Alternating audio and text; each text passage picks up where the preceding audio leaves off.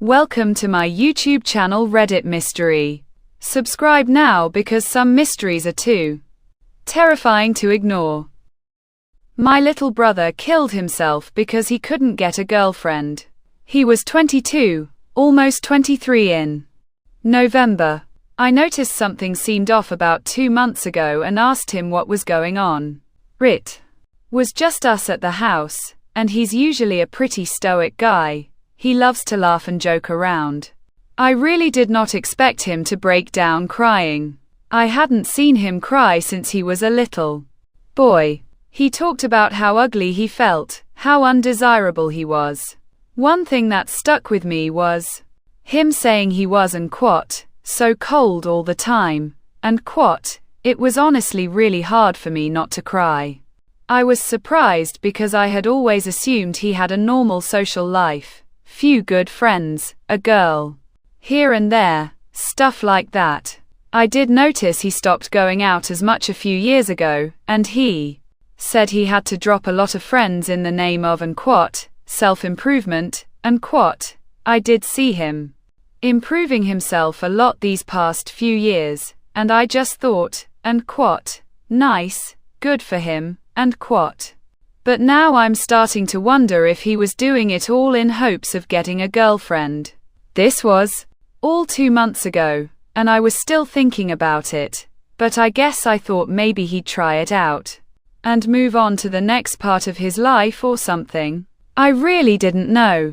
3 weeks ago, my brother was found after hanging himself in his closet. From what I'm told, his note mostly referenced his struggles with dating and his appearance. I don't understand. He was such a handsome young man. His hair was so full and beautiful with that amazing dark brown color to it. His eyes were so beautiful the way they'd switch between green and blue depending on how the light hit them. His voice was so pleasant to listen to. He was so funny. He'd have you sore the next day from laughing. He was so smart. He taught himself so many things. He knew so much about history, culture, science, philosophy. He was always a quick learner and such an incredibly hard worker. He was always the first to show up and the last to leave at every job he had. He was so kind, helpful, giving our nieces and nephews $100 for their birthdays, learning how to braid hair for our nieces, always looking out for people who might need help. He was gentle, capable, humble, beautiful, yet modest. He was such a good cook. Even if it didn't turn out the best, you could tell he cooked with love and passion. He did everything with a passion you rarely see in people. He even watched movies, read books, and listened to music with passion. I remember as a kid, he used to always tear up during movies and songs. Hell, I remember when we were little, and he cried at the end of Kill Bill 2. He even taught himself ASL, for our cousin in another state, and Japanese to damn near fluency. I wanted to learn Spanish in high school and couldn't get past the first grammar lesson. I was honestly in awe of him for that. This kid liked a challenge, too. He'd take cold showers, sleep without a blanket in the winter, do push-ups until he literally couldn't lift his arms, see how long he could study for, how much money he could make in a week. I think he liked seeing what he could withstand. He was so sentimental, always believing everyone had so much intrinsic value and getting so upset when things were unfair. When our aunt's dog died, he sat there with that dog for an entire day, never moving, just trying to comfort the dog in his last day. A comfort he was not given. His funeral's on Sunday and I don't know if I'll be able to hold it together. My family wants me to do the slideshow. I've picked the songs Runaway Train by Soul, Asylum and Yokan by a band called Dear N. Gray. He loved both songs so much, always sang or played them. It's so hard looking at the pictures, hearing the melodies or lyrics. I feel like my lungs bruised from trying to stifle my tears. What hurts even more is that there's less and less pictures of him as the years go on, and looking back, you can really start to see the happiness drain from his eyes. How the hell did we not see it? I can't stop crying for even 10 minutes. I feel like I'm literally suffocating. I just want to scream. I'm so angry and sad at the same time. I'm never going to see my little brother ever again for the rest of my life. We went to my sister's, and hearing the deep, endless sobbing of my nieces will be etched into my brain. Seeing our 4 and 8-year-old grieve is unimaginable. They cry just like adults almost. I'm honestly terrified for both of them, especially the toddler. She has no other father figure in her life, and he took so much pride in being there for her. She loved him more than anything in the world, even copying his mannerisms. And now she'll never see her uncle again. He won't be there when she graduates high school and college, or when she gets married, or when she has a baby of her own. He'll never be there to pick her up somewhere, no questions asked, vet a boyfriend, help her with homework, help her mom move. He took so much pride in being a good male role model for them, and now, no matter how much these girls might need their uncle, he will never be there again. Ever. I keep going back and forth between anger and agony, spending most of my time somewhere in the middle. He was the greatest person I ever knew. And how did he die? How did he spend the last moments of his beautiful, precious life? Alone, in agony, in a dark closet. I didn't get to say goodbye to my little brother. All the meals I cooked for him, the days I took care of him when he was sick, all the babysitting, teaching him to drive, all of it, and I don't even get a fucking goodbye. Just up and leave. How could you do this to me? To all of us. I fucking hate you. I just don't understand. He was so beautiful. How the hell could he feel ugly? He wanted children so bad, and I know they would have been so incredibly smart, kind, beautiful, and capable. Just like he was. I'd like to share something he wrote that's really stuck with me. I'm considering getting it tattooed. And quote, when I'm too scared to sleep alone, would you stay up with me on the phone? On that road, watch me go. Oh man, I'm pretty far from home. Hold my head against your chest. I'll listen to your heart while you listen to my breath. On that road, watch me go. Oh man, I'm pretty far from home. And quote, I love you so much, Luke. Let's continue with Reddit's story 2. I now consider myself a success story. I was alone and isolated for 15 years. I want to help those who are trapped in a state of perpetual loneliness. I'm diagnosed with Asperger's. I had a horrible and lonely childhood that resulted in me being ostracized. After graduating university, I bought a house in the country so I could get away from the society I now despised. I entered a deep and dark state of depression. Suicidal thoughts crossed my mind multiple times as I hit rock bottom. I spent 15 years alone, but I did not stand idly by and waste it. At 23, when I was at my lowest, I knew I had to fix everything about myself before I could find redemption. Today, 15 years later, I'm a new man. I'm not lonely at all. This is an overview of my journey that hopefully proves that time and effort can overcome mental illness and a lack of social intelligence. I solved my loneliness in 3 phases. Phase 1. The single best decision I've made, unbeknownst to me at the time, was to buy my little acreage in the country. The original idea of becoming a hermit is the very thing that eventually saved me. Despite being a nerdy guy with no real and adulting and skills, I picked up my tools and got to work. I built up a workshop, then renovated my entire house, learning all the normal DIY skills that everyone should know along the way. Things like plumbing, electrical, woodworking, framing construction, etc. Although I didn't see it at the time, this gave me confidence in my abilities and myself. I started to take on newer, bigger projects, like restoring cars and turning my land over to farming. All the while, I was reading and expanding my knowledge on a wide range of topics: biology, astronomy, philosophy, poetry, art, photography, film, hunting, fishing, and bushcraft. Phase 2. While I became confident and assertive in my knowledge and skills, I still had no idea how to communicate. Now, having interesting things to talk about, I wanted to tell someone.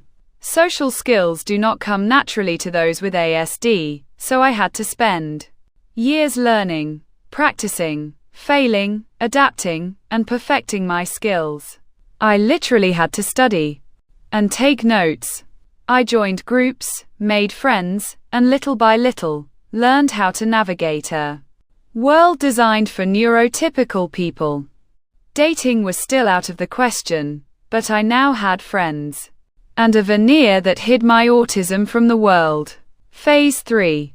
Dating requires one to be attractive. I didn't know how to flirt, and injuries from my childhood bullies had left me permanently disfigured. Logically, it made sense to fix my appearance first, so that I could practice dating. I had jaw surgery, a chin augmentation, rhinoplasty, eye surgeries, and skin treatments. I'm now somewhat attractive. Friends I trust have told me I've easily gone from a 4/10 to a 7/10. While looks are subjective, I now have no issues attracting women.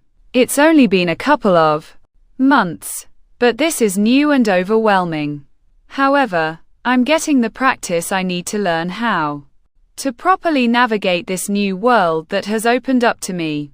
That's how I went from a depressed, nerdy, socially awkward, isolated loner to normal and member of society that has no issues socializing, meeting people, and enjoying life. It took a long time and is obviously vastly more complicated than this simple post, but it can be done. I wanted to share this because I legitimately have experience that might help those who want to change. If you don't want to change or think you can't, then this post isn't for you. It's possible for some people to overcome their problems. I'm not going to say everyone just needs to work on self-improvement and just have confidence, because we all know that is bullshit advice. However, if you have any questions about making long-term progress, I'd be happy to try and give you my perspective and advice. Let's continue. Reddit story 3. My fiancé and I purchased a foreclosed home in a not-so-great neighborhood a few years back. We ignored the area because of the great price, but now realize we were idiots because of things like this. I'm lying in bed, barely awake while watching TV. Fiancé is still at work, so I can't sleep. It's 2 a.m., and I'm barely dozing to the crime show that was on, when I hear scratching at the window that was 1 foot away from me while lying in bed. I remember thinking, damned squirrels, when I heard the squirrels start cursing and mumbling. Then the sound of a screwdriver lifting the window frame starts up. I start screaming bloody murder that I have a gun and I'm calling the cops.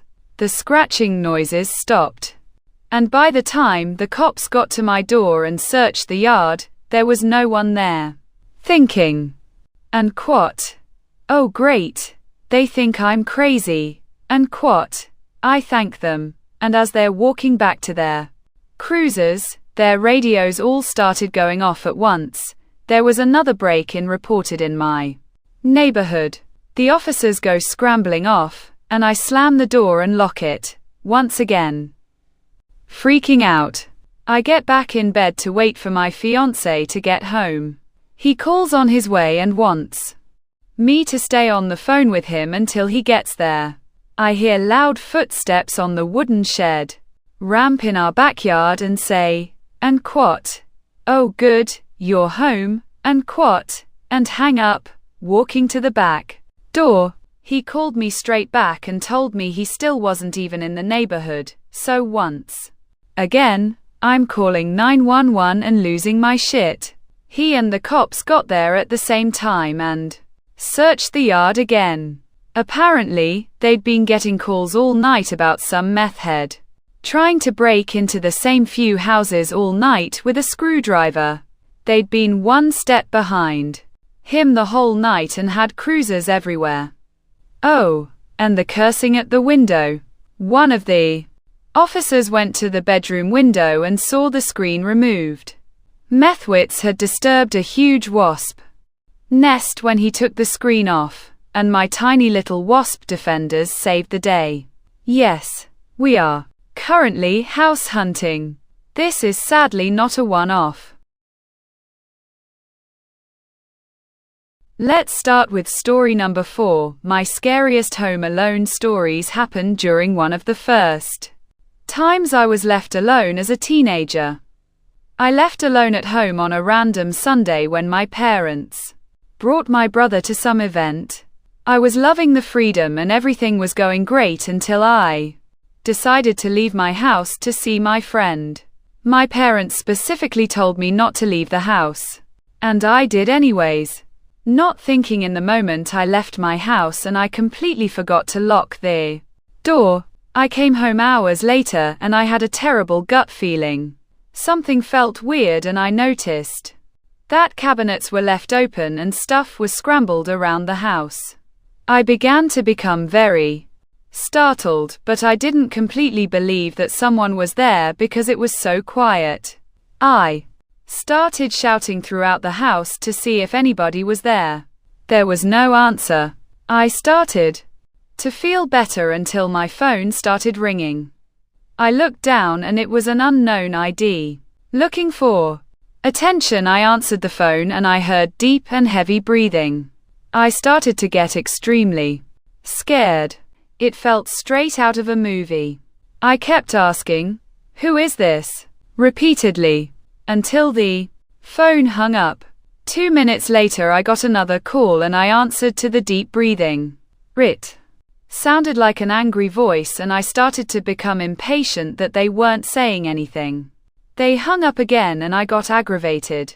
I got another call from the unknown ID and the breathing started again. Out of nowhere I heard a deep and quiet voice whisper, "I'm in the house." My heart stopped and chills ran down my spine. I've never been so scared in my life, but I acted tough thinking it was a prank call from my friend or brother knowing I was home alone. The caller hung up this time and I started to hear creaking from upstairs and suddenly I heard loud footsteps. Luckily I heard something drop before he started sprinting downstairs. I was able to get a head start on the intruder and I disappeared into the woods and immediately called the cops. The cops reported and found the door left wide open. They never found the person that snuck in, but I'm lucky to be able to share that wild story. Let's start with story number 5. Recently I was taking the train home around 11 p.m. and reading on my phone. I get near my stop, look up, and notice a approximately 20-year-old guy on the opposite end of the train. Looking at me, he looked and dressed normal, had a neutral expression on his face, and looked away. A moment after we made eye contact, but I don't know how else to explain it. I knew he was a bad person who had bad intentions toward me. It was like all his energy was directed toward me in a point, and although he was trying to look casual, I knew he was paying way too close attention to me, sizing me up. I knew he was gonna try something, so I put away my phone, got a better grip on my bag, and tried to look neutral and bored as my stop approached. When the doors opened at my stop, I sit there a beat too long to see if he's getting up. He doesn't. I quickly stand and exit the train.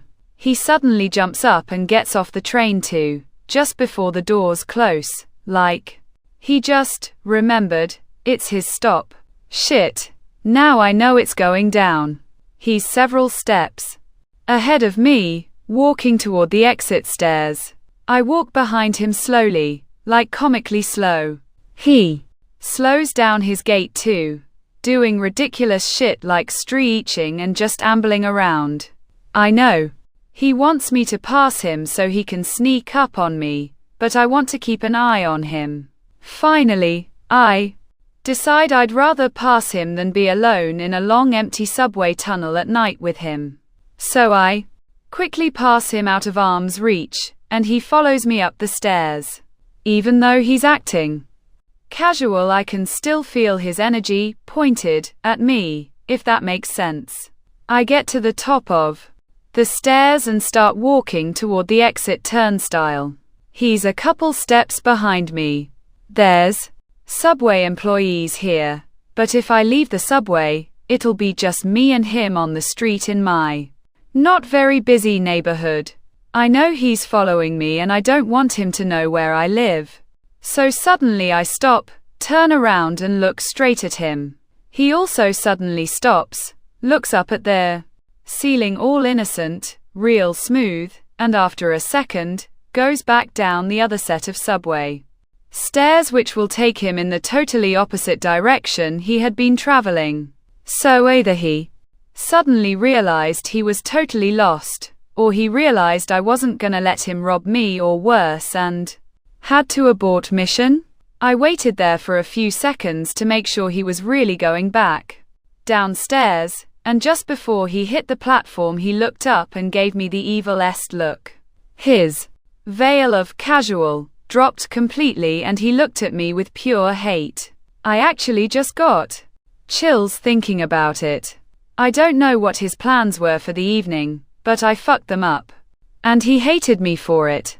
I waited a few seconds on the exit stairs to make sure he wasn't coming after me, and walked home quickly, checking behind me the whole way.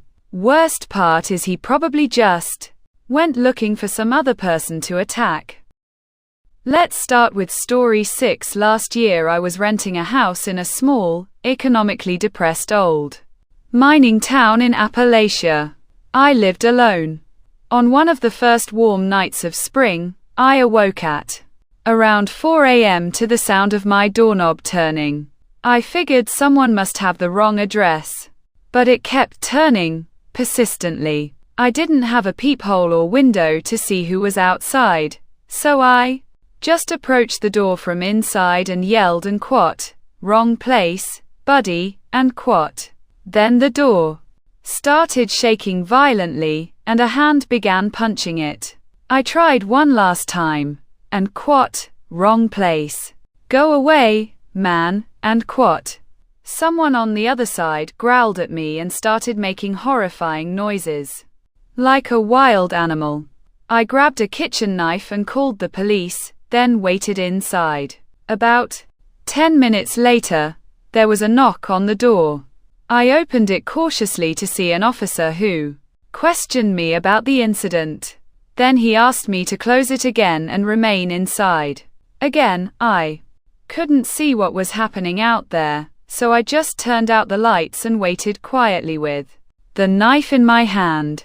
For about 20 minutes, there was just silence. Then, out of nowhere, my living room window screen started to get pushed inside and the curtain started to move. The guy was pushing out the screen and trying to climb inside. I held up the knife and yelled and quat, "I'm gonna kill you," and quat, in my most threatening voice possible. Thankfully, I immediately heard and quat, "Get on the ground. Show me those hands," and quat. Heard another horrible wail from outside as the guy was presumably tackled and taken to a police car. A few minutes later, Another knock at the door. The officer was back to tell me that the suspect had been captured. This guy was a uniformed cop, but he was visibly trembling and super pale. I still hadn't seen what the intruder looked like. The next day, I ran into the officer while he was off duty, small town, and he told me that the suspect had told them his name was Jason Voorhees.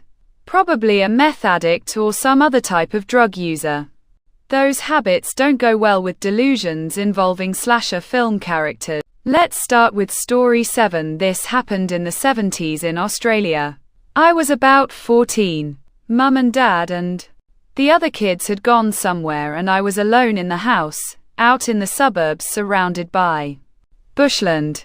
At night, I was reading books in my bedroom when I noticed a bit of noise. I could only just barely hear it, but there was definitely a noise. Sounded like it was coming from inside the house. But the TV was off and we didn't have a radio. Suddenly everything was scary. A moment ago I was having a good time, now everything felt wrong. I put my book down and crept as silently as I could out into the hallway. Lucky my door was open because the bloody thing creaked. Once out in the hallway the noise became clearer. I still couldn't quite figure out what it was, but it was definitely not my imagination. Sounded like it was coming from the kitchen, and the only way there was through the living room. So I took a breath and crept round the corner of the hallway and into the living room. I'm on the balls of my feet and trying to avoid making any noise. Now I'm here, I can see the living room is empty, but the noise is louder still. It's definitely coming from the kitchen, and even worse, I can now tell what the noise is. It's two voices, and they are having a whispered argument. Now I am seriously scared. The only explanation I can think of is robbers. I spend about 5 minutes just standing stock still in the living room before deciding to try and peek around the corner into the kitchen. So as quietly as I can, I creep towards the corner. I'm moving very slowly. I've even got my mouth open in case my breath gives me away. I reach the corner and just stick one eye around, and the kitchen is empty. But I can still hear the voices, and they're louder than ever. I can almost make out what they are arguing about. Now, again I stand there. This time I am telling myself I don't believe in ghosts. And I didn't. And yet how the F*** can two invisible men be having an argument in the kitchen? In the end I start to move again, because I know if I don't do this I won't be sleeping tonight. I creep into the kitchen, and realize the voices are coming from the stove. Now this was in the 70s before stoves had those solid tops you have nowadays. Instead they had a steel coil. I bend down and put my ear close and discover the voices are coming from where the metal coil joins some electrical plug before going back inside the stove. The voices are indeed two people arguing. They're on some kind of radio talk show. When my parents came home I showed the other kids how if you put your ear down real close to the stovetop you could hear radio. I'm 55. Let's start with story 8. I was in my college apartment and my roommate had just moved out. Her room was directly across from mine with the living room between us. I had cleaned out her room and then closed the door. I left my bedroom door open when I went to take a shower one night. My bathroom was connected to my bedroom. I also happened to leave the bathroom door open. While I was in the shower, I thought I heard a woman talking. I had never been able to hear my neighbors talking before, but figured they just happened to be talking in their bathroom which shared a wall or something. When I got out of the shower, I was surprised to see a black void when there should have been the bright white closed door of my old roommate's door reflecting in the moonlight. I figured I just forgot to close the door and went and closed it. The next night I once again went to take a shower and left my room and the bathroom door open. But this time I checked to make sure. The other door was latched and the front door was double locked. When I came back out, I once again saw the void with the door wide open. I slammed my door closed and locked that shit so fast. I convinced myself there was a logical explanation, so the next night I once again checked all of the doors and then closed my bedroom door. This time, I came out of the shower and my bedroom door was open along with the other door. I showered and slept with my bedroom door locked from that point on. I guess this took place over several nights home alone, and I may not have even been alone. Still the creepiest thing that ever happened though. Let's start with story 9. When my dad died, I was in my family home by myself and I kept hearing a small bell ringing. I'd lived there for years and never heard the bell before or since. I searched around the house and it was coming from my mum's bedroom. On the window ledge was a small porcelain bell, but it didn't have the ringer inside. I went back downstairs and the ringing started again. I rang my mum at work and asked her if she knew where it could be coming from. She broke down crying and said years before I was born, her and my dad had agreed to ring the bell if they ever died to let the other person know they were okay. I'm almost certain I never knew this story. Last story number 10. The first house I moved into out of high school while going to college was a very old, very small house in a town that dated back to the Civil War. I lived there with 3 other guys since rents were high, but we made it work. The house was built on a hill and had a small driveway in front with a U-shaped driveway in back. It had a full basement and was owned by someone with multiple rental properties in the area. They told us we had full access to the upstairs, but that they used the downstairs for storage, and to never go down there because it was full of their stuff. We never questioned it, because the rent for this particular location for our area was low. We were still technically on campus, but our house was surrounded by other college students, so we could have parties whenever we wanted to. Everything was great until we started having unwanted visitors. At first, things were pretty easy to ignore or completely write off. A roommate home by themselves would walk into a room, and the lights would be on when they were home alone and hadn't flipped any switches. Someone else would hear a faucet turn on and off in a room with no one in it. We tried to do what research we could at the time and found that water pressure can cause faucets to do some crazy things on their own, and that power surges can do similar things with flickering lights. Unfortunately, things kept getting stranger. At one point, one roommate who was home alone got out of the shower, looked into the mirror to start shaving, and noticed that someone else stepped out of the shower behind him and left the room. He searched the house, but couldn't find anyone else home at the time. Later on, a different roommate had several items go missing out of his room, including his keys and a pocket knife. He later found them in our microwave. Again, no one else was home at the time. Me, personally, I got home on a day when nobody else was at the house for the next couple of hours in between classes. There was a folding chair on the front porch next to the door, and I had an armload of books. I set the books down in the chair, unlocked, and pushed open the front door, turned and picked up my books, and when I went to walk into the house, the door slammed in my face. I thought the wind had caught the door and went to open it, but discovered that the door had locked itself again, both handle and deadbolt. Last of all, 3 of us were sitting together on a couch watching TV when we heard a loud, heavy thud, as though something had been dragged off of a bed in a back bedroom. All 3 of us later confirmed that we could distinctly hear both footsteps walking through the house as well as the sound of something heavy being dragged behind.